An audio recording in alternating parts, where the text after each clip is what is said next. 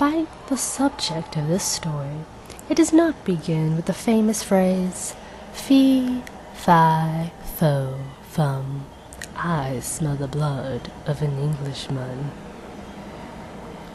The Norwegian fisherman spent 2 years in the land of giants. Many writers have drawn a comparison between the Scandinavian legend of Ultima Thule as far north paradise and a pleasant inner earth realm. Historians have long ago written off the Viking paradise as Greenland, but they have ignored the contradiction of the Greenland ice cap, which hardly qualifies as any kind of paradise.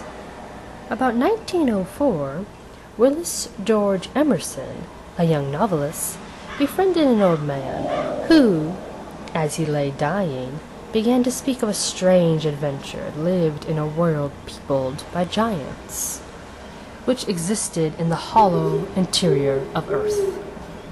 Emerson listened in wonder to the tale that the aged Norwegian Olaf Jason related, and it was to Emerson that Jason displayed his manuscripts and his maps. Before he died, Olaf Jason wanted to pass on the details of the strange adventure to an heir. Emerson published The Smoky God in 1908, and the book was reprinted by Palmer Publications many years later as an inspired novel. According to Jason, he and his father had entered the hollow earth through an opening at the North Pole in their small fishing boat. Imbued with the Viking spirit of adventure, the two men decided to seek the land beyond the north wind. The Jason spent 2 years among benign giants and marveled at the wonders of an advanced technology. After a tutor had been assigned to teach them the tongue of the inner earth, the Norwegians learned that the giants lived to be 400 to 800 years old, and that most adults attained the height of 12 feet or more. The tall Scandinavians were more than dwarfed by their admirable hosts.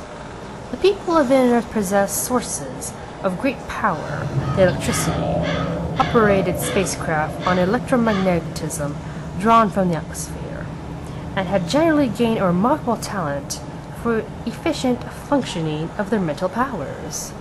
The inner earth sun, less brilliant than the solar star, appeared smoky to the gigantic inhabitants, and they had referred to the sun as Smoky God.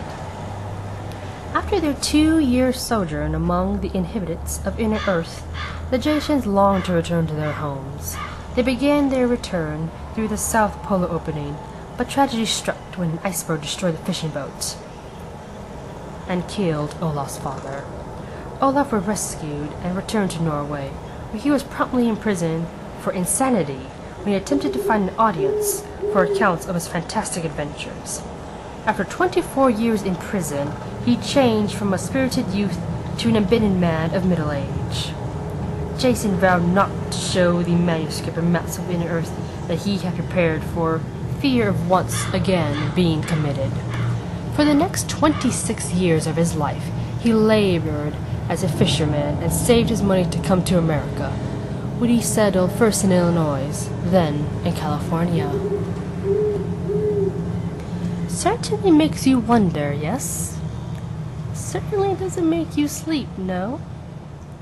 Pray for an early morning then, my sweet.